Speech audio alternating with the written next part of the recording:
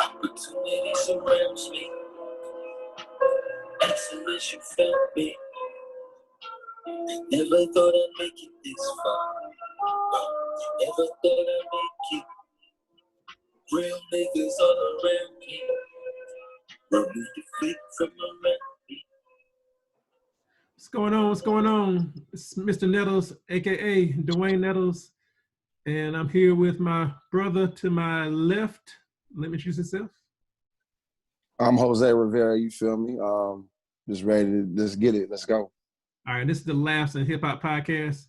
We have a special guest with us today, a guy who goes back really far with myself and Jose, a good friend. I'm gonna let him introduce himself.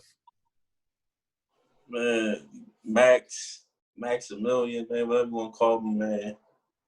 What's up, man? What's good? All right, so we're glad to have our brother in the house today. How you feeling, Max? I'm feeling good, man. I'm feeling good. It's good to see you guys. You know, it's good to be on the, appreciate the invite, you know what I mean? Listen, we were supposed to shoot this like 3 hours ago. Max. Hey, yo, chill, man. I was in traffic, man. Some things don't change. Listen, I was in traffic, man. I've been in Atlanta traffic. I had to make some stops, man. The $1 million question is, I'm where outside, were you at? Where were you at, though? Listen, before he answers, I was in the mix. Max is the most mysterious man on earth. I've known Max damn near 15 years. Mix. And still only know like when he don't know when he come and goes.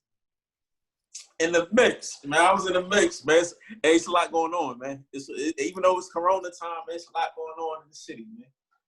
All right, so like I said, me, Max, and Jose go way back. So let's talk. So me and Jose spoke about the first time we met on episode 1.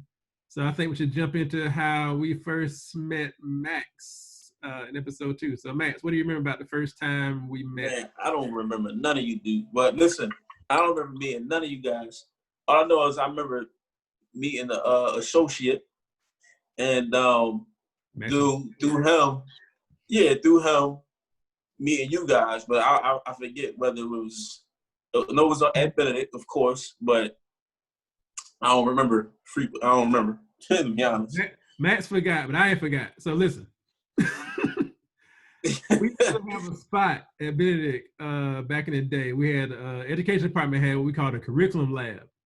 So we had keys to the lab. So we took the lab over, and the lab was like the place we went, and we rapped, and we had discussions. We talked about hip hop. We talked about life. We talked about everything. But I remember Max specifically. I was in as well. I just remember this skinny kid being in the curriculum lab. He used to always wear this white shirt and a black tie and these black pants. Yo, come on, and he had the black dress shoes. So he's like the listen. He looked like an Amish guy. He always had the book bag strapped up tight. You remember this kid? Listen, yeah, all the books in there. He had all his books in there. All the books. Y'all just gonna be joning on me. I get it. All right, I know. You was a good kid, bro. You did all your schoolwork. I was in class. I'm like, who is this guy? Yeah. Y'all really going to do? All right, cool. Y'all got it. All right. No, but real talk though. Matt's a good dude. Like met him early on. Really just an associate, but quickly grew into like brothers. Like Matt's one of the closest people to me. Jose as well. We worked on a lot of projects in the past. He's working on this with us today. Hopefully it could become a recurring thing because Max is one of the few people on the inside of what me and Jose have going on. So this is going to be Maximillian's test run. All right, so without further ado, we're going to jump straight into the episode. So we're going to start a new segment today on the podcast. Myself, Jose, and my brother Max, we like to consider ourselves some of the, as far as when it comes to the fashion and the dressing, some of the busiest cats that I know. So it's only right that we share that with everybody watching, all our subscribers, everybody who gets down with us.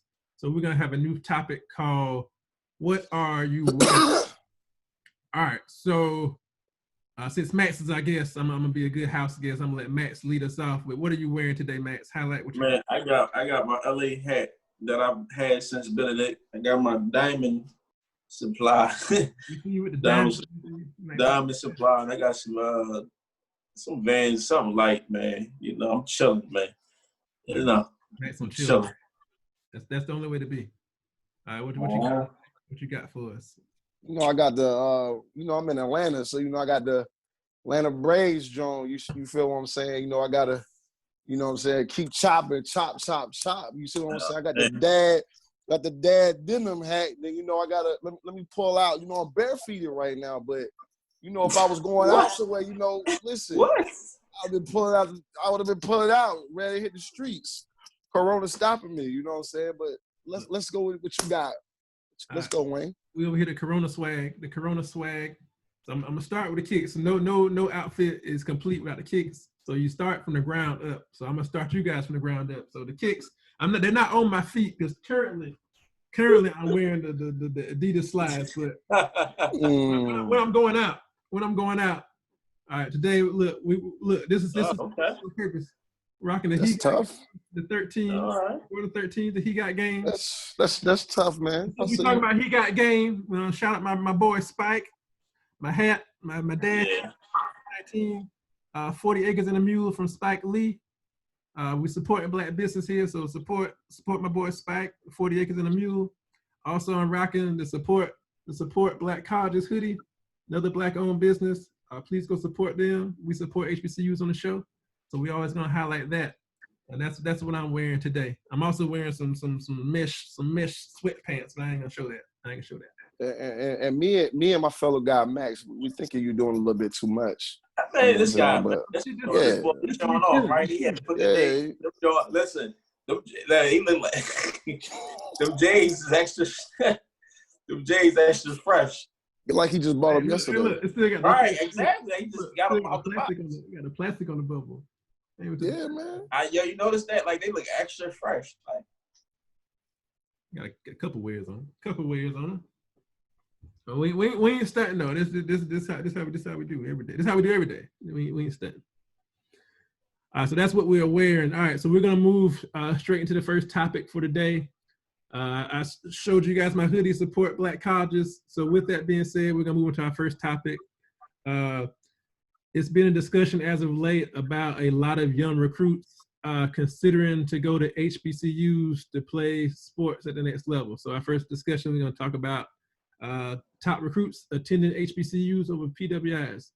All right, so we're gonna jump right into it. Kurt, Jose, what you feel about it? How you feel about the top recruits choosing HBCUs? I feel that it's very important and very significant. I feel like if those top recruits, if they make that move, I feel like it will give the HBCUs the looks that they need. I don't want to go too much off topic, but I got a nephew named Robert Alexander. He's about to go to Albany State. And the reason why he went to Albany State is because of the #1 recruit's decision to go to the HBCU. So we've had conversations this week as far as like, you know, my experiences at the HBCU, you know, like what I've learned and what I can teach him, you know. So I feel like people are definitely taking the HBCUs in consideration for sure. That's what's up.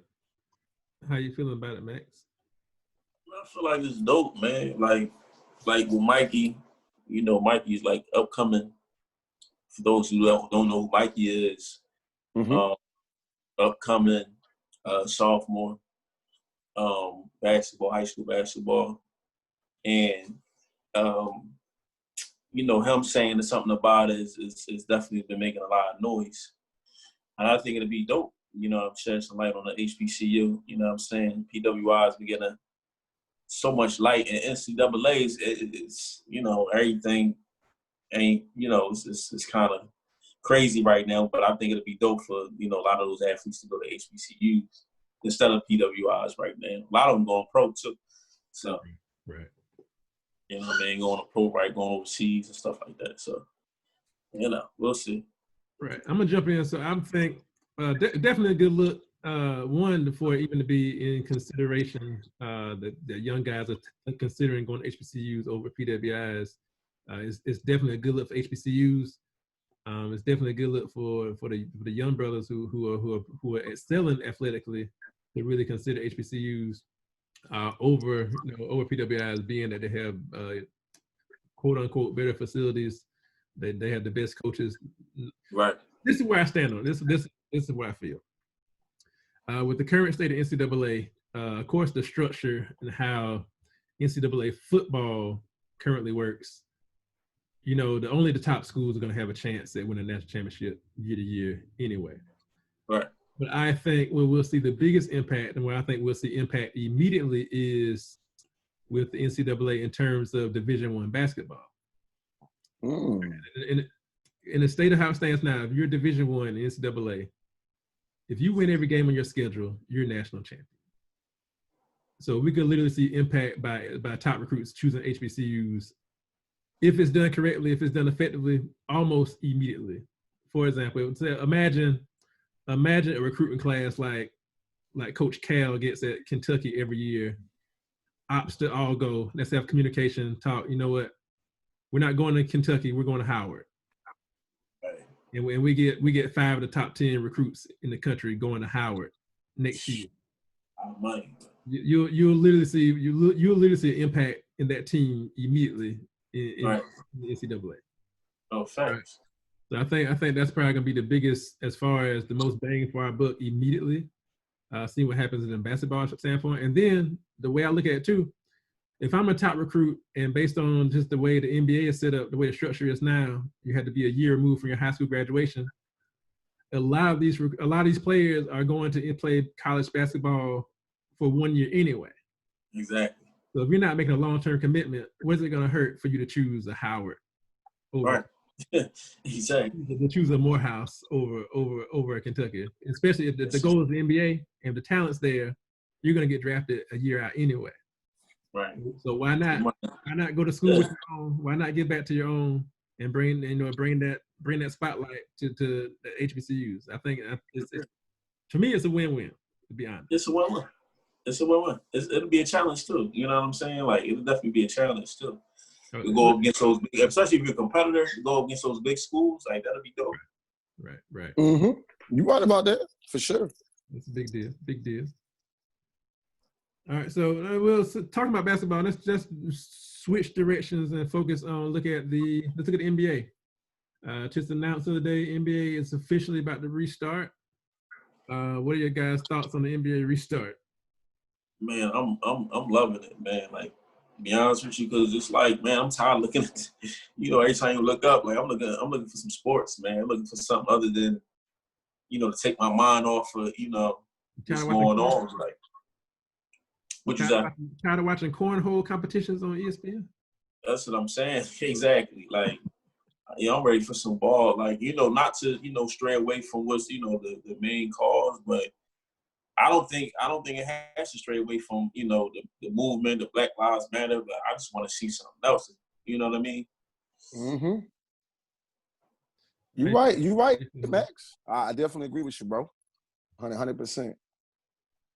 All right, so let's look at who we feeling coming into the playoff. Well, not playoffs. The season. Going into the playoffs, who we looking like? Who we think gonna take it this year? Circumstances. You want to speak on that first, Max? Oh man, we Sixers. Boy, you speak on that first, bro. Speak on that first. Speak on that. The Sixers, or I mean, it's look up in the air to me. I'm gonna say Philly, of course. That'll be dope to see Philly guy. Take it all.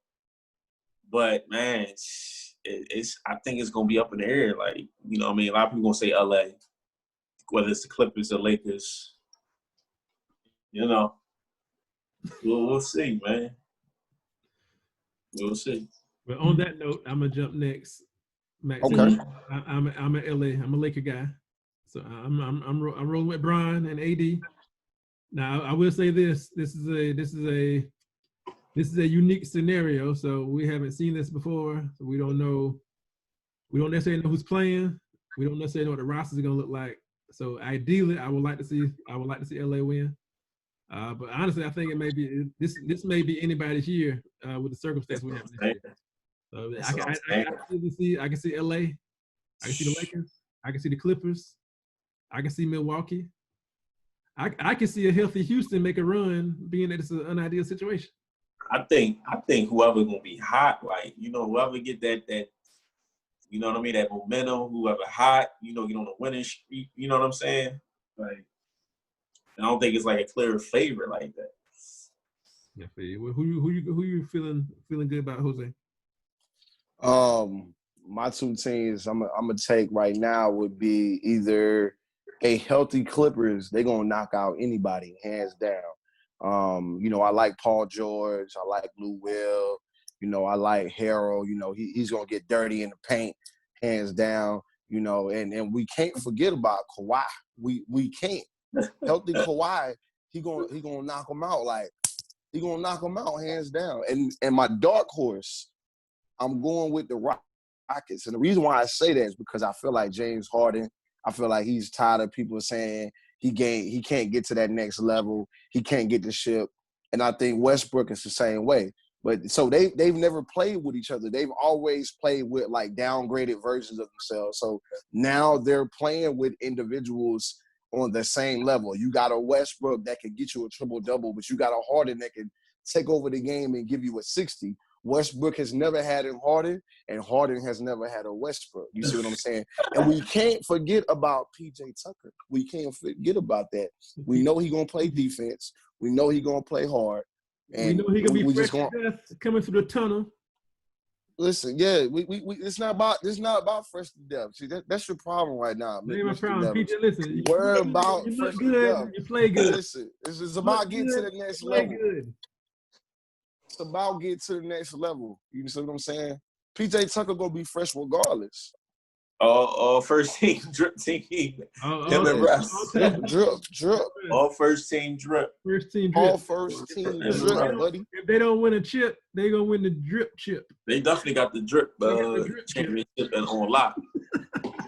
They got that on lock. And they got James Harden. He be trying to get busy too. He's trying to get busy with his Adidas on, but it's all right. We know you got a contract. We gonna hold it against you. But he works with what he got. That's why I rock with Harden. He gonna make them Adidas work. I rock with James. James get busy, you know, off the court, you know, on the drip a little bit. A little drip. A little bit. All right, so we're gonna move into our next segment. We want to focus on, in light of the current situation, we want to look at some activism, specifically activism in the arts. So I'm gonna turn it over to my boy Jose. Let him dig into our next topic. So when it comes to the activism, do you mean as far as the arts, as far as in music, and fashion? I've seen. So the music speaks. Oh, I was thinking music speaks specifically, but yeah, we can talk about. Yeah. So when it comes, I've seen a lot of artists when it comes to like paintings. I've seen a lot of graffiti artists on like Instagram, on Pinterest, on Twitter. We've seen, you know, my guy Wayne, he got the 1619 hat on right now. So with the fashion, with the clothing, you know, we see that popping. Also with the music, you know, I've seen a lot of artists like musically, they've embraced this opportunity and they want to let their audiences know that they care. You know, it can go from like the Ys to the Lil Babies. I've even seen like, I'm trying to think of somebody else. Like I've seen like a Young Dolph. I'm trying to think of somebody else. There's like one more artist I can think of. I think he did a record with like Big Sean. He's from Detroit. I've seen him, you know, displace his ability as far as talking about the things that are going on in today's society. You know, J. Cole, he's not afraid to talk about it. You know, we've seen people like marching, you know, like with the J. Cole's, marching with the people. I think I see an R&B artist named Osiris. I seen him marching with the people. There's a chick R&B artist, Shea Butter. What's her name, Wayne? She's gonna kill me if I ever. Yeah, Aria Lennox. I've seen her as far as supporting like DC and going out and being with the people. So that's my take when it comes to like activism with arts. All right, good deal. So we want to kind of focus on two examples we saw, like with the music specifically, and using their platform to kind of to speak on what's going on, and addressing some of the things happening. And it was a really surprising take. Two artists you wouldn't necessarily fit in that lane per se, but are still using their platform to showcase what they're doing. The two artists looking at YG and Lil Baby. So we'll start with the YG. YG released FTP, Fuck the Police. Very visually compelling visual. Very abrasive message, but definitely a very necessary message, especially in LA. You know, LA has a very negative history with relations to the LAPD specifically, and just you know, going back almost 30 years at least, documented. So you know, it's a definitely interesting take to hear his piece on it. How do you feel about the YG visual, Jose? My take on it, I enjoyed it. I liked it. I feel like he was the voice for like how Black America feels. He wants to let white America know how we feel. He wants to let the individuals that are in power, like the Republicans, he want to let them know how we feel as well. Like historically, like you said before, like we've been faced with these troubled times like for years and years and years. And I don't think that people have been doing things about it. You know, we've heard songs, you know what I'm saying, with NWA. There's been numerous groups and artists that have made songs, you know what I'm saying, like showing their like distaste towards the police. And they haven't made those rules and laws to like help us out. You know what I'm saying? I think YG was just one of those individuals where he's like, hey, I did one with, you know, I made a song called, you know, Fuck Donald Trump. You know, this was my displeasure towards like how I feel about this individual. Now I'm going to do the same thing by myself and carry the torch, and I'm going to do it towards the police. What's your opinions, Max? I heard that Baby, you know, I'm listening to Baby. I'm listening to Lil Baby. That YG, I ain't really Lil Baby, since he the hottest in the game. Him to take a stance like that, I think it's dope. You know what I'm saying? Like with a message, and you know, and ever since then, you hear, you know, people say like, you know, Meek Mill say he on legend status. You know, we can debate that. You know what I'm saying? But you know, just for him to, you know, show some light for a cause like that, and you know, for younger people to look at like, yeah, I can, you know, I talk about all these other things, but I can, you know, be serious too. I think that shows, you know, it's very responsible of him to do that. You know what I'm saying? And have little kids look up to that too. So, right, I'm gonna jump in, Max. Especially speaking on a Lil Baby, and I can say it's not being the biggest Lil Baby fan, but at the same time, Baby he's definitely one of the voices for I would say the younger generation of hip hop. right. I think it speaks volumes to see somebody that young and, you know, who has his lane and has his demographic, has his population, kind of step out of his pocket and do something.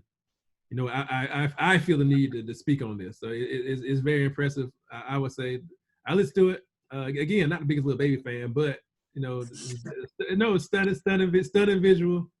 Yeah. The message was definitely there. And to me, it speaks volumes of the fact that, you know, he's kind of, again, using that platform, you know, he speaks to a population. He's definitely speaking to a younger population that's kind of getting them, getting them active, getting them out there, getting them like focus on the bigger picture. And the song is literally called the bigger picture. So I mean, volumes in that regard too. Yeah, it's dope. It's a dope song too. You know what I'm saying? It's a dope record. Because you know, normally when like dudes try to attack and go that way, like the record don't be all that. It don't come you know off. what I'm saying? It don't come off. Even, you know, even the Meek Mill record, the Meek Mill record tough too. Like you talking about the other side of America? The other side of America. Oh yeah, that's tough. You know, like, you know, so you know, shout out to them guys, man. They doing it. Definitely. Thing. Shout out Meek Mill. Shout out Baby. Lil Baby, excuse me. You gotta specify the Baby. Is he legend? Is he on legend status though? That's the thing. Y'all know how I feel about it. Y'all know how I feel about it.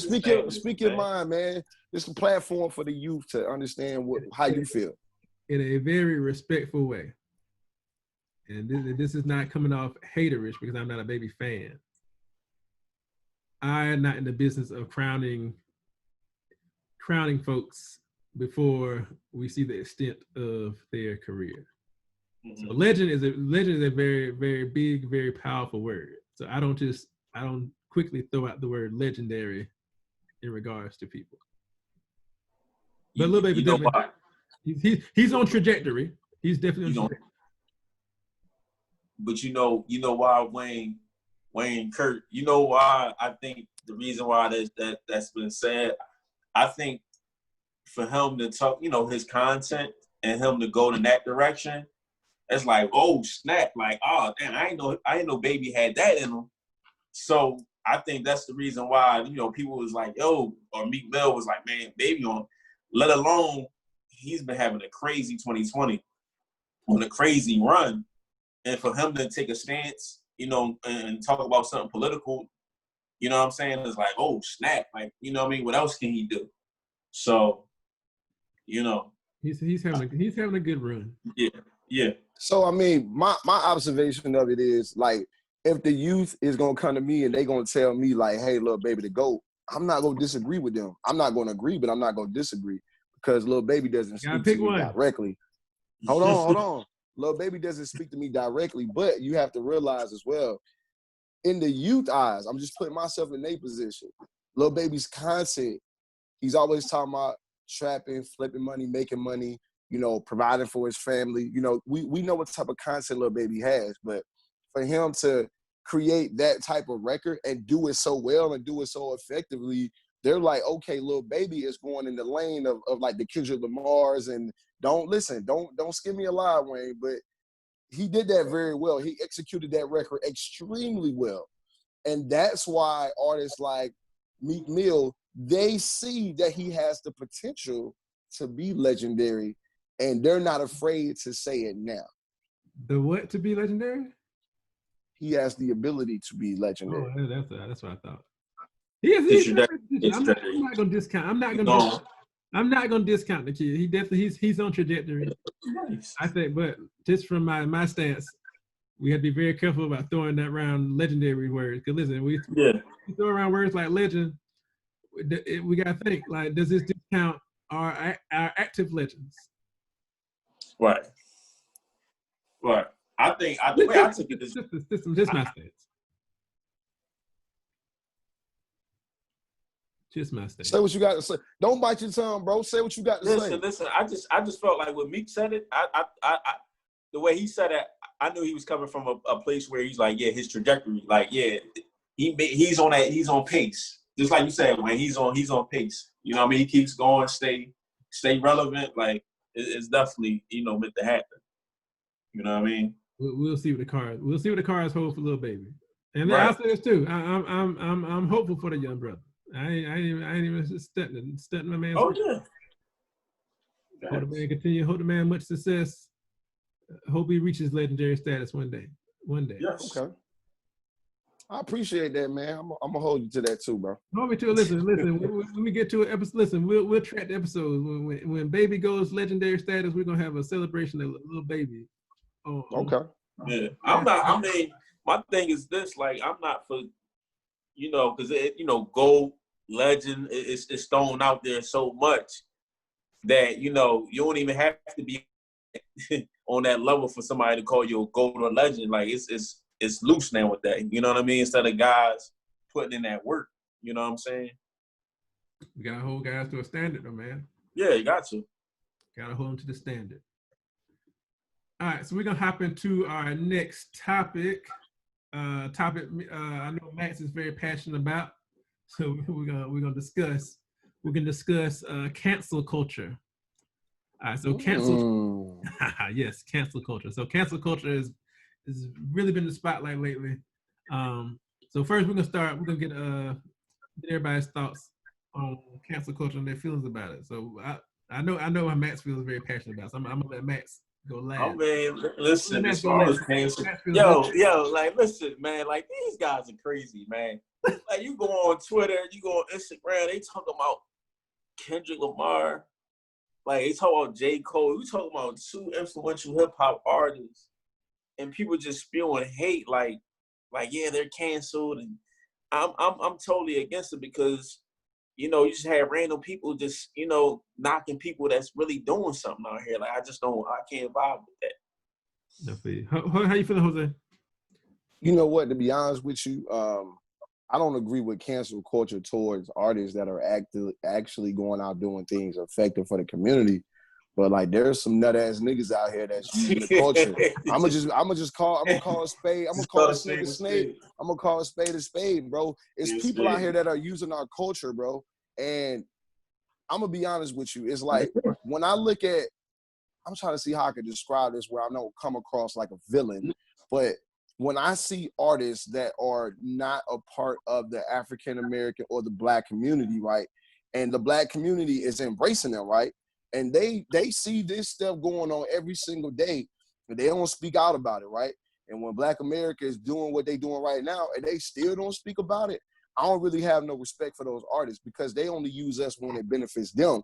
But when they see like hate, when they see disrespect, they don't even speak out against it. But we speak out against it when our people attack them, we protect them, but they don't protect us. So it's like, I agree with the cancel culture when it's used effectively. I feel you. I'm gonna jump in that too. I think cancel culture is a very interesting topic because I think at the same time I think cancel culture is becoming it's becoming popularized to the point where I feel like people are going out looking for people to cancel. So I think it is very. Right. So I think the big thing. I think the way Matt's coming from, Matt doesn't like the idea of people being canceled. Yeah. You gotta fix the phone. Listen, don't do that. You gotta fix. Listen, we can do that shit. Make sure you're good. Listen. Look, that's what Max was doing for 2 hours. He was trying to find a trapod to hold his.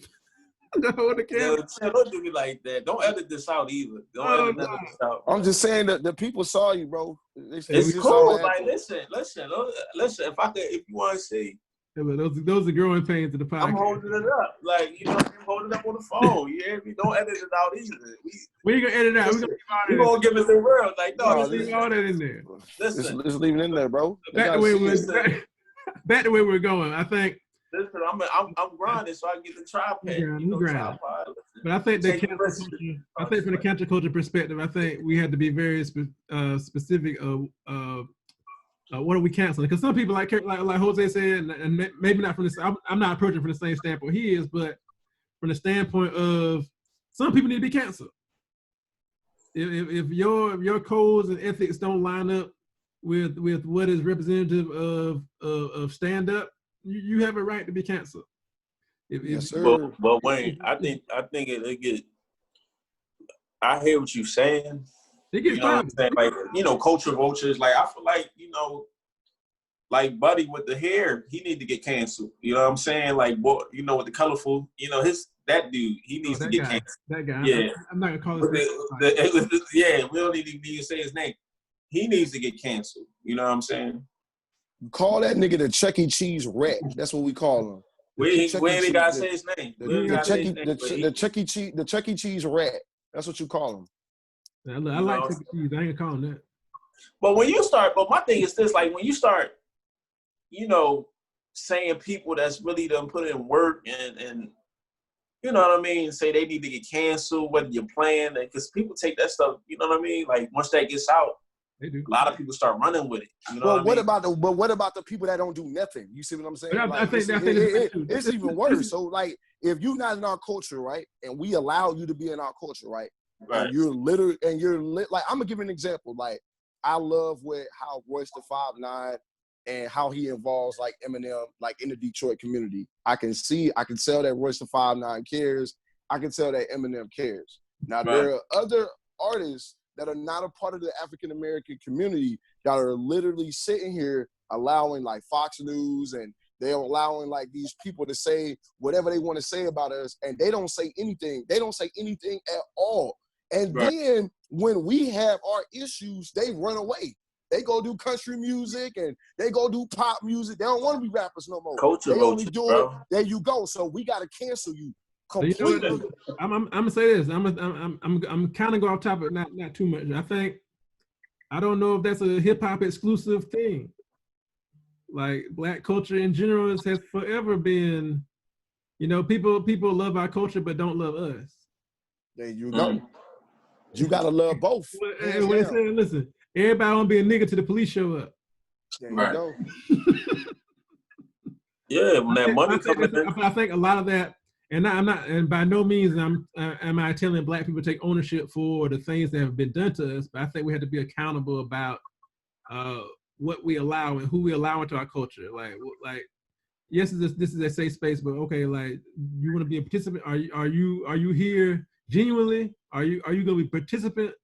Or are you just going to take part for your financial gain and keep it moving when it's time? So I think Jose hits the nail on the head when we got to hold folks accountable. But I think at the same time, I've never been in a space of telling people how to act, right? As far as how do you protest, how do you speak out? Because to be honest, if you're a participant in my culture, I don't necessarily need your words. I need your influence and privilege and power to make some moves. You could be quiet all day. I need you to make some moves. Right.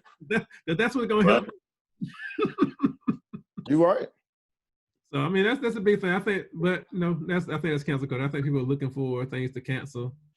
But I think we had to drive the boat. You know what I just thought about? I thought about, you know what I mean? Like who like we always say like our culture though, but do we really like? I thought about that Kanye interview. Not to get all deep, that interview he did, I think with Big Boy. And he was like, because they was like, yo, because he was like, you remember that interview, Wayne? Was that the same one when about slavery was a choice? No, that was a different one. When he was talking about how people canceled him. He was like, yo, they canceled me, but he was going in the like saying like who's called, like who's the top, or who's owns the culture, like what I mean, like coming from that standpoint, like who's this say these things, like who's to be canceled and who's not to be canceled, you know what I mean? Right. Like, so I don't know. Like I question all that. Yeah, that's big. That's big. Who owns the culture really? Yeah, like who's to say who's canceled or not canceled? Like, you know what I mean? Like who's to say? You know what I mean? Like I think it's all stupid. Definitely. I mean, that's real. So cancel culture is definitely a big thing, big topic. Especially people out here doing things. I guess it depends on. Depending on how you approach things. And then I think sometimes a lot of people get canceled. People are not even participants. People who are literally a part of our culture are out saying things or not, right. Or right. Maybe not even standing up, because that's not my stance either. I don't necessarily feel like I don't feel it's everybody's obligation to stand up per se. But what I don't like is when you try to make up or dismiss for other people, like who says, like when you see something's wrong and you try to be dismissive of it as if it's not happening, right? Then I take issue with what's going on. Like I said, if you're not saying nothing, that's your choice. But for you to be dismissive of things that are going on, or trying to make light of things going on, or trying to say, oh no, we need. One of the biggest things I hate is like, oh, we need to get on the same accord. We need to be more about unity, and I was just like dismissing, like frowning upon people who are going out here protesting and people who are mad and upset. Because listen, like people are upset. People are going to respond in that way. So is Beyonce canceled? Because she hasn't really said. Has Beyonce spoke up about what's going on? Is she canceled? I don't get on people's back when they say don't necessarily speak. I don't really, I'm saying that ain't my job, but I'm just saying. My biggest thing is I don't like when people dismiss why people. Now, if you're out here saying, I don't think they need to be protesting. You need to shut up. Yeah, like that's another thing too. Like what gives entertainers and athletes like this big, like they got to be on the front lines and be speaking up for everybody. Like what I'm saying. Like it's people that's really activists that's really out here. Not just about police brutality, that about the laws and things, what's really going on. Not just when a cop kills a black person. Like I'm talking about people that's really in these streets, like on everything dealing with the black community. You know what I'm saying? So like I don't really agree with that either. Like, you know what I'm saying? Like, they play sports. Like, you know what I mean? Not to say they can't stand up and things like that and speak up.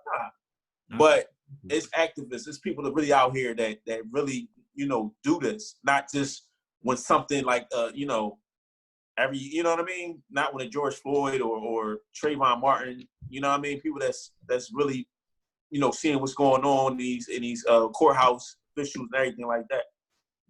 Now, what I have to say about that is like when I hear people on Fox News come at LeBron and say like, "Hey, just go dribble the ball." I'm not saying you say it in that effect, but that's how it sounds. So it's like you don't know what type of impact that person may have until they actually get in that position. There's a lot of athletes that have had that position where they were athletes and they were activists as well, like not Martin Luther King, but Muhammad Ali. He was an activist and also he was an athlete as well. So sometimes things like this happen where it gives athletes an opportunity to take that on, and then you don't know what type of platform or influence. So a regular activist might not have that platform to where they can like share the ideas. But if LeBron James comes out to today's society and say like, hey, you know, you need to do this, this, and this in order to help the cause, it's better than someone that doesn't. They might be an activist, but they don't have that platform. So LeBron may help that activist spread what they're trying to spread. So it could be a teamwork where they can come together as long as they got the same common cause, like, and they're trying to get to the same objective. It can work. Yeah, that's cool. But I'm not saying like that's Muhammad Ali. When we think about like activist athlete, we think about like Jim Brown, think about Muhammad Ali, like those types of guys. But if you know what I'm saying, if you're not, you know, versed in that area, like, you know, like the everyday guy, the guy who's out here, you know. Yeah, like the guy that's really out here, like, you know what I'm saying? Like, it's people that you can do it financially. There's other ways to you know what I mean, to go about it, you know, do finances or you know, helping, or it's different ways you can protest. You know what I mean? That's real. All right, good. That's a good conversation, fellas. All right, so let's move to our next topic, our recurring topic. I won that debate, Kurt. Listen, man, you sound like a lady from Fox News that say dribble the ball, but I'm gonna let you slide. Listen, I'm not gonna skin you alive right now. I ain't gonna skin you alive. Listen, I agree with you, but I'm saying everybody's not well versed. Like, you know what I'm saying? That's what you say. But you gotta give people. It's different lanes. When it comes to protesting, it's different lanes how people can protest. You know what I'm saying? Everybody don't gotta be on the front lines. Everybody don't gotta be on the podium speaking. Like, it's other ways we can help. Like I said, financially. You know, what else? Financially, if you're well versed, you know, to speak. You know what I mean? Speak your mind. It's other ways to go about it, is what I'm saying. But you got activists like Sean King, right? And he's a great activist, right? But he might not be able to reach the audience that KD or LeBron or Chris Paul or say Kawhi, or he might not be able to reach that audience. So what I'm saying is like teamwork. So as long as they're able to come together and they're able to work as a team, then it can work. But when one thinks that, oh, I'm more of an activist than you, or if the basketball player thinks like, oh, I got a bigger platform, it's never gonna work. So it's like when they're able to come together and say like, all right, I'm gonna help you use your platform with my platform, it's gonna work. Right. But I'm saying everybody, you see, we talk about LeBron, but I haven't heard KD or Kawhi, you know me, speak up. That's my point. Like, you know what I mean? Like, that's not to say they probably doing things behind the scenes. You know what I mean? But it could be like a player that's on the in the rotation. You know what I'm saying? He might not be a KD, but he's in the NBA, so he still got some type of platform and some type of influence that may be bigger than the activist's platform. Yeah, no, I'm not disputing what you're saying. I'm not disputing. What I'm saying is, it's certain guys that's like, listen, what you say? But they ain't everybody lane. I see what you're saying. That's not everybody lane. That's what I'm saying, though, Kurt. I agree with you saying. Go ahead. I figure you're speaking to the ones who don't necessarily feel the need to stand up, or I don't necessarily have that. Mm-hmm. They might be out. You know what I'm saying? But they might not be. They might not just. You might not hear it. Like Kawhi might be just quiet because he's always been quiet. He might be in the back somewhere. You know what I mean? Supporting. Mm-hmm. Yeah. You know what I mean? All right, I agree with you. Good discussion. Good discussion. All right, so we're gonna lighten the mood slightly. All right, so we're gonna move into a recurring segment, my top 5. So to stay on topic of sports, this week's my top 5 is gonna be black quarterbacks. My top 5 black quarterbacks. Now, there's no rhyme or reason to how we chose our 5. We all went about different selection processes. So we're gonna discuss my top 5 black quarterbacks. Anybody want to jump in and go first? I think you should go first. I go first. I go first. Oh, we'll go then. Go ahead. I'm gonna keep it light. I'm gonna keep it light because I know let me Wayne went by stats and all that. I know this is my. Max. I was told. Let me do this, Max. This is my favorite. Tell how you chose your list, and then go through the list. How we say? So tell us how you selected your list, and tell us your list. Oh man, how I chose it was just guys that's really. Guys that I really enjoy watching play, like, skill-wise, like Randall Cunningham. No specific order. Randall Cunningham, Warren Moon, Steve McNair, of course, Mike Vick. Kind of struggled with my 5th one, but I'm going to go, since I'm a Philly guy, I got to go with my man D. McNabb. You already know, man. I gotta go with D. McNabb. What's up, man? Okay, you said Randall Cunningham, Warren Moon, Mike Vick. I got Randall, no specific order. I got Randall, Steve McNair, Warren Moon, Mike Vick, and I'm going with D. McNabb. All right. So we got Randall Cunningham, Warren Moon, Mike Vick, D. McNabb, Steve McNair. All right. So also, we're gonna do just like last week. We're gonna post the top 5s. We're gonna let the fans vote who has the best top 5 out of this footage. All right, so we got Max Speed top 5 locked in. Randall Cunningham, Warren Moon, Mike Vick, Don McNabb, and Steve McNair. No particular order. All right. Kurt, call me out before we got started. You want me to go next? Yeah, you go ahead and go next. I'm gonna go next. Mr. Stats. Go ahead.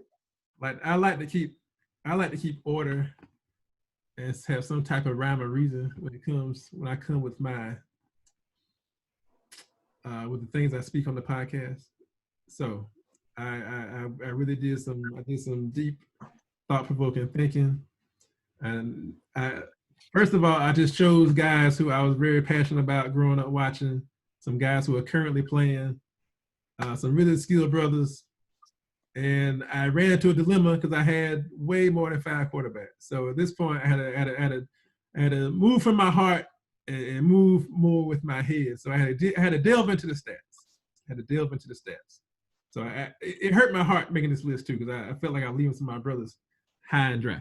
So to start, to make this a little bit easier for myself, nobody on my list it's been in the league less. Everybody on my list had to be in the league more than 5 years. Just to be fair. So just to make my list a little bit easier. So you're not gonna see. So before you kill me, there's gonna be no Pat Mahomes, no Lamar Jackson. I need to see a bigger picture. Even though they're both great, Pat's got the Super Bowl MVP. Lamar young boys grinding, young black brothers doing their thing in the league. I just need to see a bigger scope of work. So we'll reconvene maybe 3 years out and see what this list looks like. But so that's why I picked my boy Pat, and Lamar Jackson won't make it. All right, so I know this is my top 5, but I want to give an honorable mention to this brother because he meant so much to me growing up watching this guy play. Definitely a game changer. A lot of these guys wouldn't be able to be on this list without him, but he didn't quite make my top 5. So I'm gonna start by mentioning honorable mention sitting at number 6 is I'm still gonna call him the GOAT. The GOAT, Michael Vick. Honorable mention, but doesn't quite crack my top 5. Yo, you tripping, man. Yeah. I'm sorry, Max. Let him do what he do. Right, Vic didn't make I'm telling you why. Listen, traditionally Mike Vick would have made this list if he didn't have those years shaved off his career. Unfortunately, because of the scandal, I'm sure he makes his list That's the reason why he should be up more. Like, I can't do it because I used the stats to back it up because I wanted to put him there, but I used the stats to back it up. So I looked at the seasons. Michael Vick played 13 seasons, even not counting the season he missed. But he still played 13 seasons. 13 seasons, 22,464 yards, 133 touchdowns. Everybody in my top 5 greatly surpassed those numbers. I just couldn't. I couldn't in my heart do it with the stats. So going into my top 5, should I go in order or should I go in no particular order? You can just go. Just go. All right, I'm gonna go in no particular order. Cam Newton makes my top 5. MVP, currently sitting at 29,041 yards, 59.6%, 182 touchdowns. He narrowly beat out Vic by this much, that much. It wasn't much, but it was like that much. He just beat him out. But a guy like Cam Newton wouldn't be possible without Michael Vick. So that's why I had to mention Michael Vick in this conversation. All right, here we go. Drum roll, please. Okay, no drum roll. You don't get no drum roll. No, you don't get that. Your list already failed. The young brother, Russell Wilson. He took Future's child and he's raising him as his own. That's the reason. Come on, now you being funny, bro. Come on, you being petty, bro. Listen, you being petty. Yo, he being funny. Like, I hope Future dish you, bro. Listen, take off Spike Lee gear. Russell Wilson. Listen, let me quote the stats. 29,734 yards, 64.5%, 227 touchdowns, Super Bowl MVP, second Super Bowl appearance, has to make the top 5. All right, next up, my boy R.I.P. Steve McNair. Definitely has to make the list. Former MVP, multiple time MVP, excuse me. 31,304 yards, 60.1% completion percentage, 174 touchdowns. Next up on my list, the boy from Philly, Donovan McNabb. And Donovan McNabb, the numbers shocked me. I didn't realize the numbers were this high. Did not realize the numbers this high. 37,276 yards, 59% completions, 234 touchdowns. Those Hall of Fame numbers? Those Hall of Fame numbers. First ballot. Easy. Super Bowl appearance. Didn't quite edge out New England, but great showing. Anyway. Yo, my list. My number one black quarterback all time, Warren Moon. 17 years in the league, not counting 4 years in the CFL prior to hitting the NFL. Greatest black quarterback ever. Greatest black quarterback by far. One of the greatest. Conversation for greatest quarterback ever. Look at these numbers. 49,325 yards, 58.4% completion. 291 touchdowns. Greatest black quarterback to ever the NFL. That's my list. Let's turn it over to Jose and let's see what this list looking like. Max, I'm gonna take 20 seconds to talk about DaWayne Nettles' list. I felt that he disrespected Michael Vick. He disrespected. No, I give him an honorable mention. You disrespected Michael Vick and you put Cam Newton in the position. Cam Newton don't even got no job right now. And another thing was Max, hold on. Max, when he gave his list, he didn't look up no numbers, and I ain't look up no numbers. You look like the guy that didn't watch football, and you only looking at numbers. Now let me go to my 5. Let me go to my 5. Kurt. I'm with you, Kurt. Now, number 5 in my position, I'm gonna put Donovan McNabb. Donovan McNabb was a great quarterback. He battled. He battled with Michael Vick. You know what I'm saying, for years and years. Multiple times. Yes, he definitely did. But I felt like he did have the team in order to get the job done. You know, that They he won had that, the John. team. They should won that Oh year. man, he had the team to get it done. He fumbled Ruski. That's why he's at number 5. T.O. was playing injured. T.O. was playing injured, man. But he had the team to get it done. Man. Number 4, I'm gonna put Warren Moon. And the reason why I'm gonna put him at number 4 is hold on. Oh, let me ask you a question. Let me ask you a question real quick. Hold on. Let me ask you a question real quick. No, I'm not stopping you. Is your list in order? Yes, my list is in order. Mine was not in order. Mine was in order. Hold on. Yours wasn't in order? Mine was in order. Kurt's in the order. I didn't want to check. All right, so listen. Mine wasn't in order. You're not allowing me to no, I want to check for clarity. I want to check for clarity. Okay. So both of y'all was in order. No, did mine have to be in order? No, it didn't have to be in order. It didn't have to be in order. It didn't have to be in order. So listen, number 4 is I'm going to put Warren Moon. And even though he has had all these numbers, you know what I'm saying, and I think that they're great, hold on. We got to think about the competition that he was playing against. And I never personally saw Warren Moon would do that as well. So I'm going to put him at number 4. Number 3, hold on. Number 3, what I'm going to do is I'm going to put Steve McNair. I felt Steve McNair, like DaWayne Nettles said, he won MVPs. You know, he could throw the ball, he could run the ball. He definitely influenced black quarterbacks. He made the Super Bowl. Yes, and we got to remember that. And they lost by a lot. I'm talking about like lost by an inch. I know it hurts so bad. Man. It hurts so bad. Number 2, and the reason why I put this guy number 2 is Michael Vick. Michael Vick revolutionized the way that black quarterbacks played.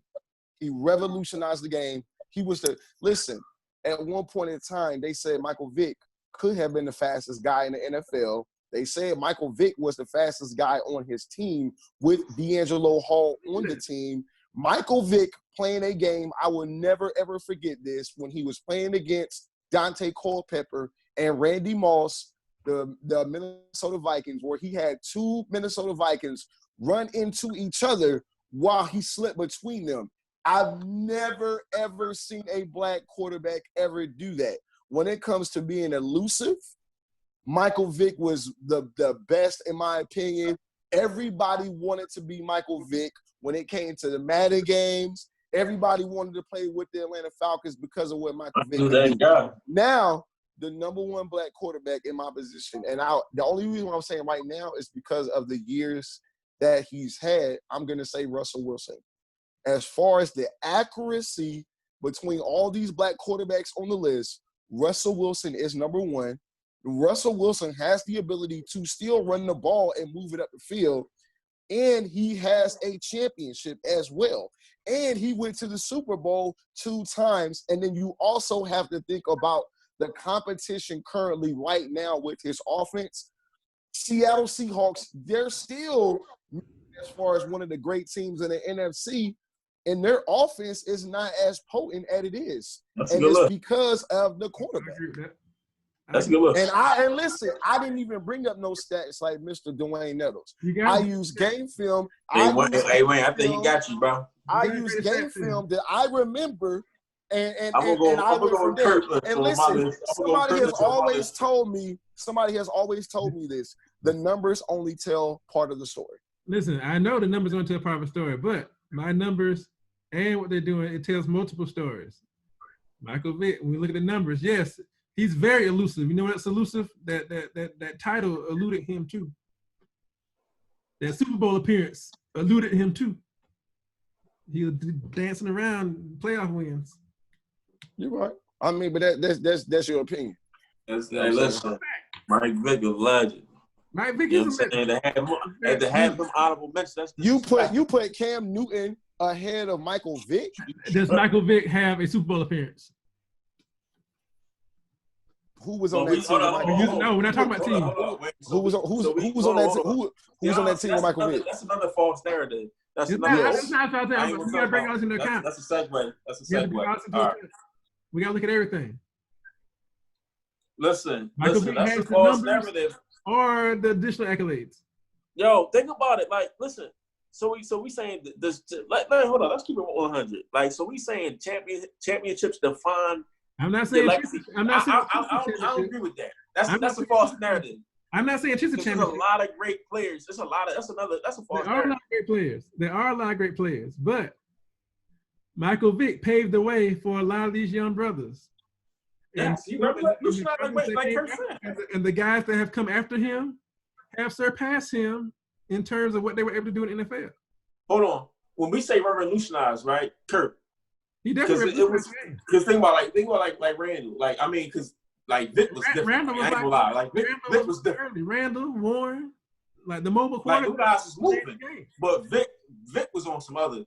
Listen, Steve McNair, Warren Moon, Jonathan McNabb, they were nowhere. They did not revolutionize the game like Michael Vick did. You can't tell me that they did. They didn't move. Listen, they threw better. This is what I'm saying. Listen, the defense. I mean, is that classified as being revolutionized when you know when other guys? This is what I'm saying. Like, he was out. You couldn't game plan for Michael Vick. No defense could. But I'm saying, this is what I'm saying. This is my point. Because of Michael Vick, there's some guys on my list that predate Michael Vick or played alongside Michael Vick at the same time. So those guys are there on their own merit. Now, the guys who have passed Michael Vick, in my opinion, on this list, is due to Michael Vick's influence. Because Michael Vick was so elusive, because he made it okay for young, athletic black men to play quarterback and be successful in the league, I don't think we see a Cam Newton. But because of Michael Vick's success, Cam Newton's able to go to the Panthers and run an option. I think that's a plug for Wayne. I ain't gonna lie, you do that. Nope, nah. I'm saying. I know that's your man. But you got to plug that in. Listen, see how he did that? The same argument I can make for Michael Vick. The same argument I can make for Michael Vick when I say I never seen anything like this before. I can make the same argument for Cam Newton at the college level and the professional level. Okay, it was tough. We've never seen a black quarterback that big with an arm and mobile at the same time. What about Vince Young? But Vince Young on a long scale. Max, you can't speak. You can't speak to Wayne. You can't speak to Wayne about this. NFL success was this. This was that guy. Look, his NFL success got busy and Cordell Stewart, like, you know what I'm saying? We talk about college. But listen, you got to take into account the skill set, and you got to take into account what they were able to accomplish.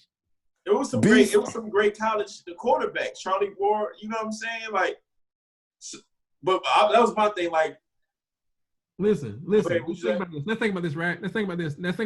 And listen, and this is why I brought the stats in, because I didn't want my attachment to Michael Vick's nostalgia. I'm looking at. Listen, Michael Vick, 13 seasons in the NFL. Cam Newton in 9 seasons has surpassed him in all categories. Rushing too? I didn't pull rushing. You just said all categories. So obviously you didn't do your research. Major categories. Listen, the only person that has outrushed Michael Vick in a single season is LeVar. Michael Vick has rushed for at 1,000. You know why? 1,039 rushing yards. You can't tell me he didn't revolutionize the game. The Falcons didn't have a running back. That's not my fault. Oh, that's so. Are you really gonna say that? Are you really gonna? Don't make me pull up the stats from Warwick Dunn. I can't help you have fumble and Warwick Dunn. I'm just saying, but you just said, but Max, he just said Michael Vick was not better than Cam Newton, but Michael Vick rushed for over 8,000 yards as a quarterback. Curtis, how many touchdowns? What did they do for this? How many quarterbacks have rushed for over 1,000 yards? Curtis, what position are we talking about? How many? No. What position are we talking about? How many quarterbacks have rushed for over 1,000 yards? How many? I can't name off top. How many? 2. And listen, neither one of them. And Michael Vick is one of them, and he was the first to do it. But Curtis, so how are you going to say that he did? How is he not in your top 5? And Curtis, how did Michael Vick not revolutionize the game? One piece. Michael Vick changed the way that defenses had to play against quarterbacks, and it gave new quarterbacks an opportunity to be used in a different way. Listen. I'm about to say something that's going to be very disrespectful to Michael Vick. Not to be disrespectful. And I hope Michael Vick see it too. if you say we can't prepare for Michael Vick, I'm pretty sure Michael Vick would have had a Super Bowl by now, but somebody clearly prepared for him. Oh. I'm just saying, you got receivers Somebody like clearly, Careless Price. Philadelphia Eagles prepared for Michael Vick because they beat him every season in the playoffs. I mean, they had Terrell Owens. What does that have to do with this? Terrell Owens don't play Michael Vick. The Eagles defense figured Michael Vick out multiple seasons. So you're using one team, right? That's the team that kept beating him, kicking him out of the playoffs. How many championships does Cam Newton have in the NFL? He has the same amount. He has the same amount Michael Vick has. All right, there you go. How many MVPs Michael Vick got?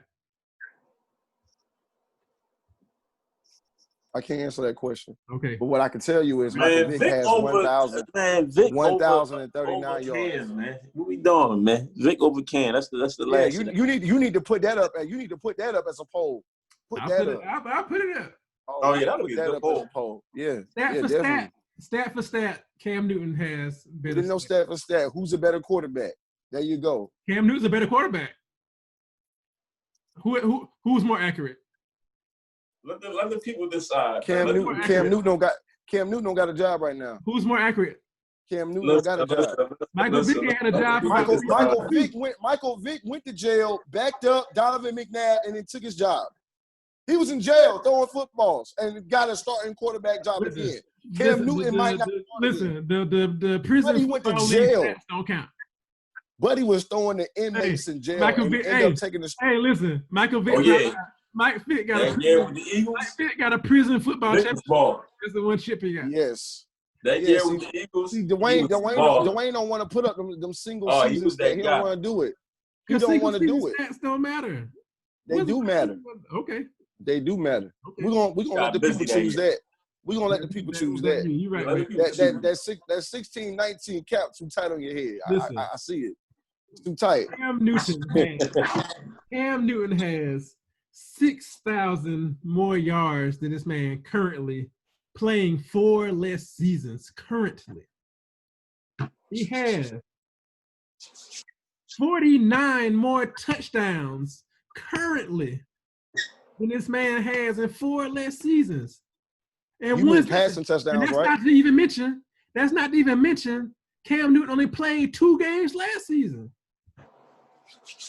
Are you talking about passing touchdowns, rushing total, or total? Touchdowns, total touchdowns. Listen, just put the poll up. That's all I'm gonna say. You hating on my guy? Nah, man.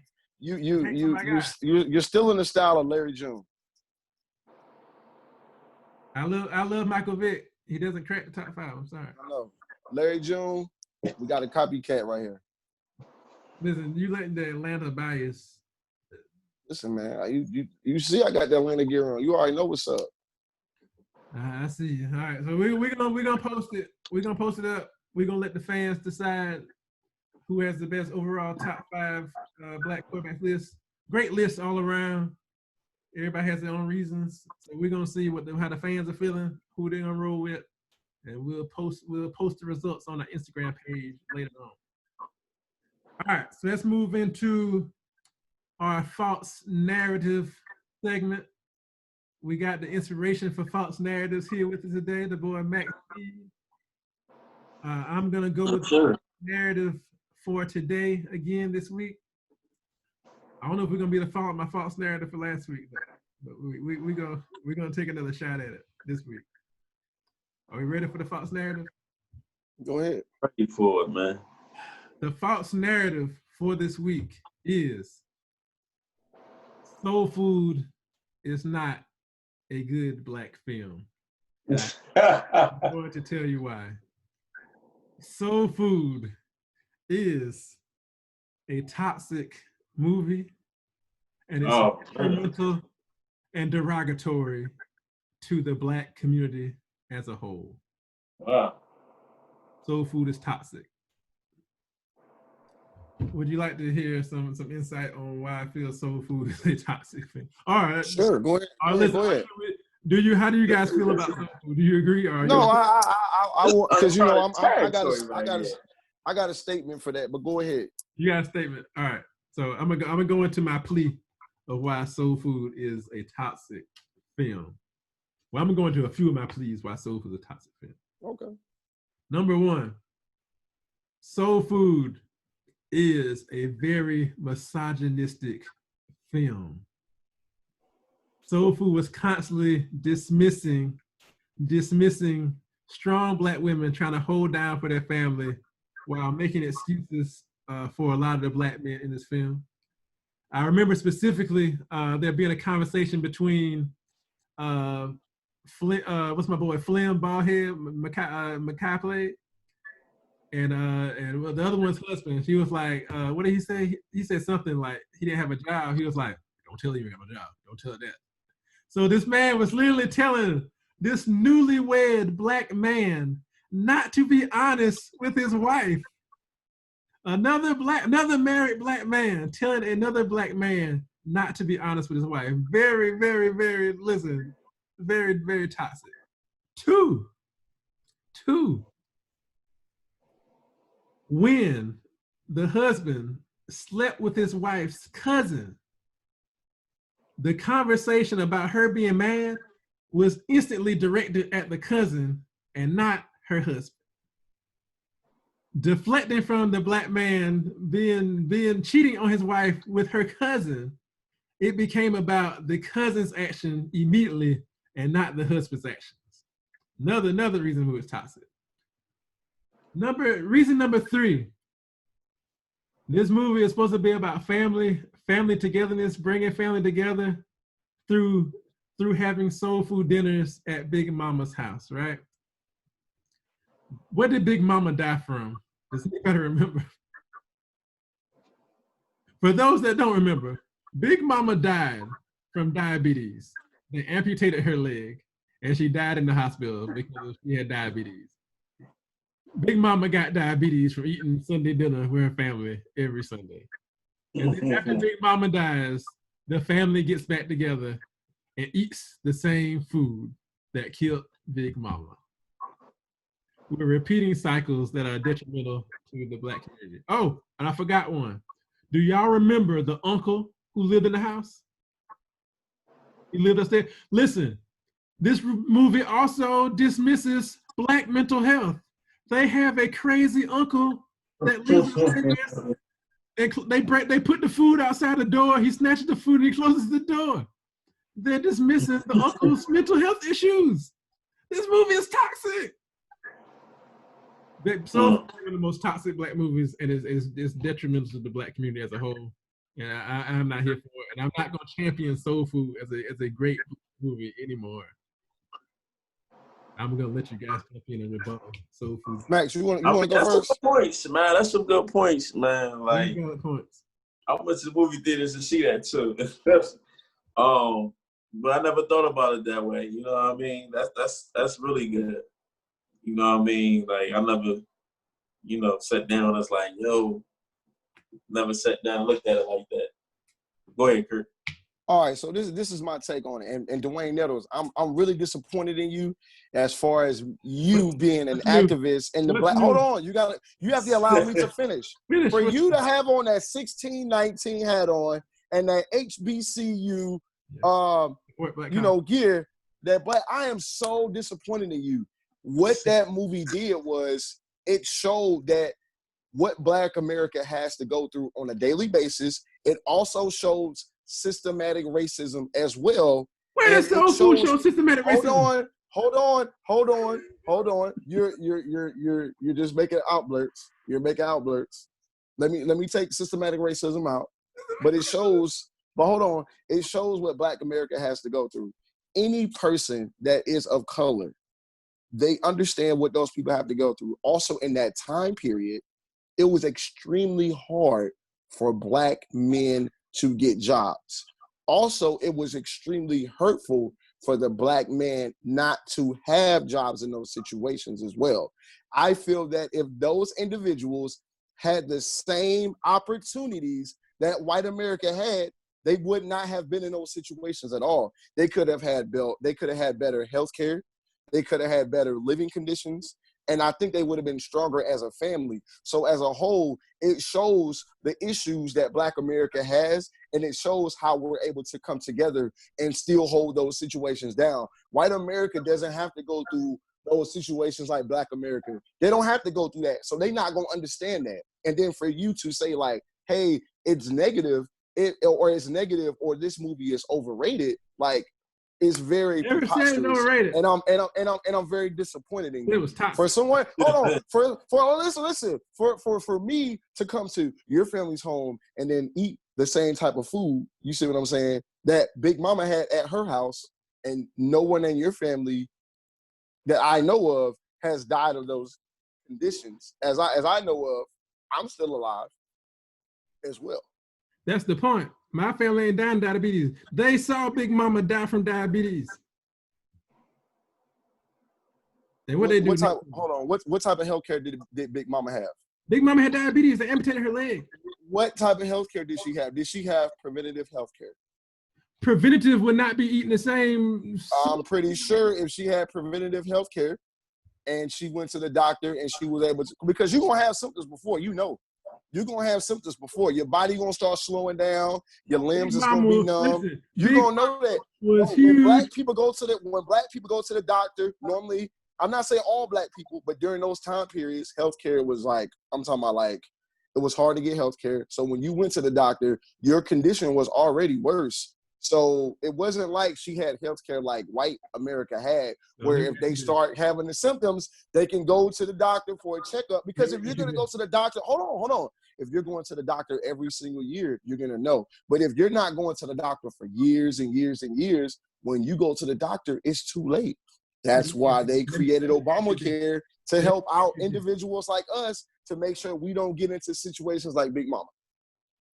So we're going to blame the white man on overweight black women getting diabetes? No, I'm not saying that. But I'm saying the conditions and the opportunities. We ain't slow. We know where diabetes come from. Diabetes is preventative. But for you to sit here and say the movie was misogynist and it was misogynist. It was toxic. It was misogynist. The husband with the wife's cousin. Max, he wants a Full House. Got mad at the cousin, not the husband. Max, he wants a Full House movie for Black America that they can't relate to. That's what DaWayne wants to create. Just because you relate to it, don't mean it's Full House. I'm just saying.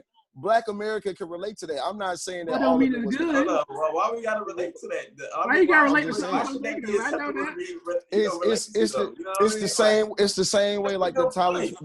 I'm just saying it's the same way like the Tyler Perry movies. So let me ask you this: is Tyler Perry in that case? Listen, health issues. Listen, like those some good points, man. Why if you're talking about Tyler Perry, everybody healthy. Like, I'm glad you brought Tyler Perry up because we're bringing Tyler Perry up. You two are the villains. And I'm the good guy because I'm light skinned. That's a false narrative. But what you got to fail to realize is they're only highlighting the issues that we face in Black America. And what you want to do, you want to create. Hold on, you're not allowing me to finish. You want to do is you want to create a false narrative for Black America to show that hey, this is how we live when that's not the case. No, this is my case. This is what I'm saying. I'm painting a picture of. Yes, Black America goes through a lot. Black America has a lot of things that impact by Black America, but the things in soul food that a lot of the toxicity that I'm referring to, yes, is self-inflicted and it's Black on Black, and I hate that word. They're eating food that kill Big Mama because we know where diabetes comes from. I don't have to go to the doctor every year to know that diabetes comes from high cholesterol intake. Eating food that's high in fat. I've never heard white America talk about any movie such as like, I'm talking about. I'm just saying. You know why? You know why? Why? Because diabetes and high blood pressure isn't a condition. Why? Because of preventative health care. No, listen. Because listen. No. It goes beyond preventative health care. It goes to 400 years of Black people eating pig intestines and food that we weren't designed to eat. Let me ask you. This is an important question. Who had income in Big Mama's house? Who had the income? Yes. Some of the daughters had good jobs. Okay, what about the men? But this is what I'm saying, Curtis. During that time period, was it easy for Black men to get jobs? I'm not dismissing the man not having a job. I feel the man struggle. What I'm concerned with is that the man was married to a woman. He's having a conversation with his brother-in-law, and his married brother-in-law told him, "Don't tell your wife you don't have a job. Be dishonest with your wife." Why? Curtis, as a married person, I would never tell another married man, "Yeah, lie to your wife, bro." I'm not married, so I can't relate to that. That's smart. Would you tell another married man to lie to his wife? And this person you're supposed to be marrying. I wouldn't tell another married man. Rock. That's a difficult question. A married man was telling another married man to lie to his wife. Another situation that I brought up about being toxic in this movie. Not justifying the things we go through, but I'm talking about the husband sleeping with his wife's cousin. The only thing that's highlighted in the movie, who she gets mad at, she gets mad at him, but she wants to fight the cousin. So how should the movie have been played? You be the director. This is what I'm saying. No, I'm asking you. No, this is what I'm saying. I'm not saying I'm not saying how it should be directed or how it not should be directed. I'm just saying the movie as it stands now, it has a lot of negative images that depict the Black community that could have been portrayed better. But see, that's your problem. You're trying to portray the images in a positive way. When they're trying to portray they're portraying the images as it is. It's not about being positive, but you can make art without being misogynistic and negative. That's your problem. You're worried about being misogynistic instead of telling the truth and the whole truth. The movie's toxic. You want to hide the truth. That's what you want to do. These things went on in Black America. They went on in Black communities. But you want to hide. So what you want to do? You want to hide these things. You want to hide these things, and you want to create a false narrative. You are creating a false narrative that doesn't happen in Black America. That's what you want to do. You want to make a Full House movie. If you want to see that, go watch Full House. This is what I'm saying. This movie has been put on a pedestal of an amazing depiction of a Black family, right? Because Black people aren't only people watching this movie, right? Yes. But for people who aren't a part of our culture, who see this film and see Black people say, this is an ideal depiction of what Black families look like. During that time, yes, it was. Listen, and a person who's not good. Are they lying? Are they lying? It's not a great depiction of what Black families look like. It's not a great depiction at all. It's a terrible depiction of what Black families look like. When you actually think about it, like, nah, that ain't it. Like, it's a bad depiction. Like, showcases all the dysfunction.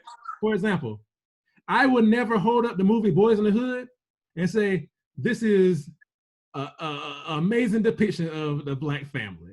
What you want to do is you want to create a false narrative. Hey, Kurt, white America. What it sounds like? I'm just pointing out. Kurt, you know what it sounds like? I'm saying. I'm listening, Max. Go ahead. It sounds like It sounds like you for all those those toxic, you know, the pictures of the Black. I mean, listen. You know, at the end of the day, you do not have to watch the movie. You do not have to support the movie. I'm not saying you do, but I'm saying listen, you do not. I mean, there's listen. At the end of the day, I think the director did a great job. I feel like they. Listen, it's a very good movie. It's a very good movie. Has some very good actors. If you want to show the depiction of a middle class family that Black people can't relate to, I mean, you know what? What? You know what? That Black people can't relate to? Listen. So we are. You know what this reminds me of? Take a shot. This reminds me of the other side of America. This the Meek Mill other side of it. Because listen, you guys are on one side of America, right? So you're seeing that, but everybody else ain't seeing what you seeing. But this is what everybody else is not. I'm not saying. I'm not seeing what you're seeing. I'm not saying it's not a good movie. What I'm saying is, it's a good movie. What I'm saying is this. It's not. You just said it wasn't a good movie. That's what you just said. The positive depiction of the Black family as people portray it to be. That wasn't the director's job. I'm not. What do you mean? That is the director's job is to portray what you're trying to portray. They portrayed it, and I think they did an excellent job. People people put this movie on a You want to portray Black America as every person in Black America. That's what you want to paint. Paint it for what it is. I want you to paint it for what it is. Tell me that this is because even with Boys in the Hood, there were individuals that lived in the hood that didn't do hood activity. But this is what I'm saying. And they depicted it in it. So there were some individuals that lived in the hood that didn't do no criminal activity, right? So they did an exceptional job with that. And there were some individuals that. Yes. Because Boys in the Hood is depicted as a film about young Black men living in Compton, and that's exactly what it was. And that's what it's depicted as. It's a film about coming into manhood in Compton, California. That's exactly what it's about. Yes, sir. Listen, people say soul food is about the overcoming of the Black family and the beautiful depiction of the Black family, and that's not what it is. It's very. I never said that. I'm not saying you're saying it, but that's what people say. I mean, you know what? You know what you could do? Find those quotes and then, make sure you yeah. No, find the quotes and make sure we'll find the people championing soul food as a great Black film. It was a great Black film. But no, see that's I think it's this though. And I think it's this. It's a great film that highlights a lot of toxic attributes. Yes. I definitely agree. That's my only point. It's not a wholesome. I mean, if you want to go look for Full House, I mean, you got to go create that movie. We got Full House. I'm just saying. We got Family Matters. We got Fresh Prince. We got plenty of. But see, every Black person couldn't relate to Family Matters. And every Black person couldn't relate to Fresh Prince. I hear what you're saying. I hear what you're Listen, you see what I'm saying? Every Black person can. And every Black family can't relate to soul food. So we just need to paint the picture for what it is. The majority. You don't know the majority. Listen, because if Black America could relate, if all of Black America could relate to Family Matters, we wouldn't be in the situations we are today in white America. And if all Black families can relate to soul food, we continue to sleep with our cousins. I didn't agree with that. And throw our emotionally disturbed uncles and lock them away in the closet. I just want to highlight the toxicity in this film that no one is. That's toxic, man. That's toxic. But that's my fault. That's my fault. I'll be the bad guy. I would be the bad guy again this week. Nah, I think I had New York. Listen. I had New York on me last week. I got the Black families on me this week. Oh, they're gonna be on you. They're gonna be on you, bro. I'll take I hope your sweater shrinks in the dryer. I hope it does. I'm gonna go in the closet like Uncle and just put my food outside the pot. I gotta see where both of y'all coming from. Like I see you coming from, Kurt. It's like, yo, that's what it is. But at the same time, it is what it is. Nah, but at the same time, we gotta accept that. I see. I'm just saying. We gotta accept that. Let me ask you a question. If you got 10 Black families, how many of those Black families make above 50,000? Listen, they were successful people in soul food. But I'm saying, obviously they showed successful Black people, right? Listen, that's what I'm saying. I gave you a scenario. You got 10 Black. Listen. This is where I'm going at. This is where I'm headed. That was a very diverse family on paper in the film. They were family members who were very successful. There were a whole lot of a wide range of scenarios. There were guys who had just got out of jail. There were guys who were blue collar, just working every day, just making a living, just doing what they're supposed to be doing. So it was levels. But the movie highlights super negative attributes about all these people. The one highlight of this film is family togetherness. That's the only highlight of the film I saw. Right. But listen, it was family togetherness in spite of all the toxic stuff around you. It was almost like, oh, this is what it is. Just deal with it. Right. Look, I mean, just deal with it. Big Mama had diabetes. Deal with it. Listen, man. I'm gonna just let the people pick. Hey, I'm just trying to shed light. Soul food. You're gonna get attacked. That's all. You're gonna trend on Twitter. They're gonna think you look like Larry Jones. I want to trend on Twitter. Mr. Nettles says soul food is a toxic. They gonna actually think you look like Larry June first. Yes. All and right. Spike Lee is gonna actually take his stuff off. Oh God. This has been fun. This has been very fun. All right, so those are topics today. We're gonna wrap up with our shameless plug. What's going on with you guys, fellas? What we got coming up? Kurt, you want to go first, Kurt? No, you go ahead, Max. You tell the people what you got. Check me out. Max, I guess we'll let Max go last. We'll let him highlight what he's got going on. Matter of fact, no, we'll let Max go first since he's our guest. So Max, do this. Tell the fans where they can find you on social media. Tell us what you got in the works. At Maximillian, MAXIMILLIAN.S on Twitter and Instagram. Just been working on some music. Hopefully soon dropping some songs leading up to a project. Can't wait. Coming from the bottom, coming from the depths of I'm coming from the mud. Coming from, you know what I'm saying? I'm coming blood, sweat, and tears. Yeah. So yeah, check me out, man. All right, what you got, Jose? Meeting up with my videographer tomorrow, man, so I can get some videos, dropped off on me, and then I just got to put that plan together so I can start dropping that new material off. You guys can find me, King Jose Rivera. You know what I'm saying, and we gonna get it popping. Hey, Kurt got some heat, man. Yeah. Call me Jose. Listen, I go by Jose. Yeah. Oh, my bad. Oh, you good, bro. Dang. I'm just saying. My bad. No, Jose got some heat. Jose, I've been calling you Kurt the whole episode too, man. That's because we brothers. That's because we brothers. Listen, I got the logo in the background.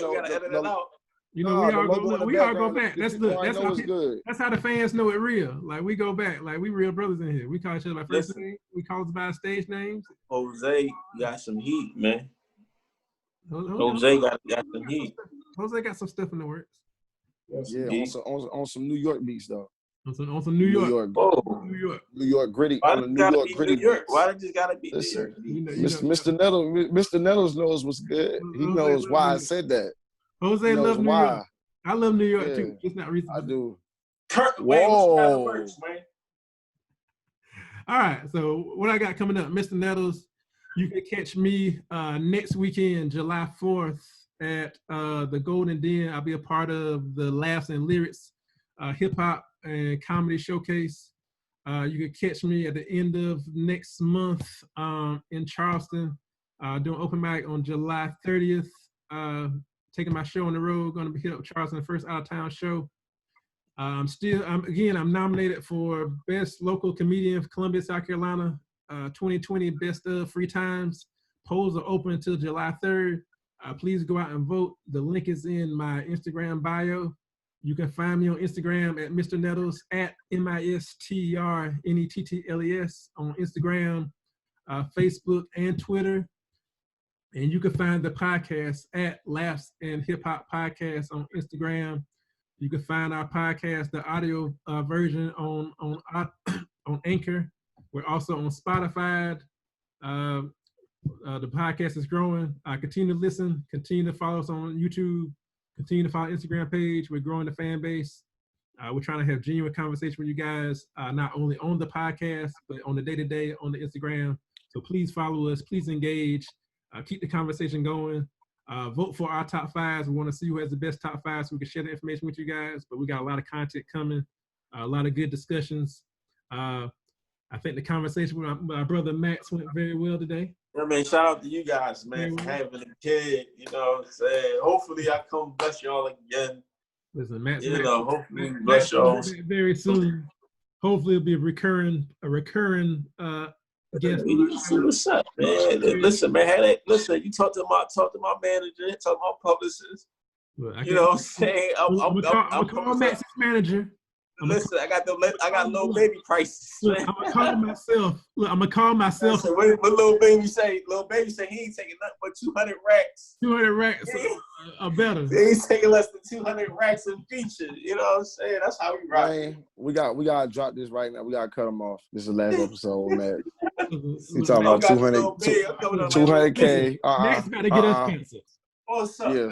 Matt's gonna get us canceled. We're gonna be trending. I know, right? My bad. Let me take that back. Our phone providers are gonna cancel us because my bad, man. Let me take that. Yeah, 200K. No way, Jose. 5K, man. It was a good conversation, great episode. Catch us again. Episode 3 coming soon. This is Mr. Nettles, my brother Jose Rivera, my other brother Maximillian Speed. Appreciate y'all, man. Appreciate you, brother. We hope to hear from you guys soon. Play us out, Jose. Hold on real quick. You know what I'm saying? I'm trying to see what we doing. Yeah, that ready, man. You supposed to have that ready, man. Listen, I gave you the listen. Amateur. I segued you and everything, man. Come on, man. We threw it to everything. Look. Listen, man. We gave it to alley. You let it fall. There you go. Of course. You hear that, Wayne? We never thought we'd make it this far, Jose. We never thought we'd make it. You need a sign to grow crops to cultivate. All right. A man raising a son to motivate. My brother, Maximillian Speed. Yes, sir. My brother, Jose Rivera. Catch us next time. We out. Yes, sir.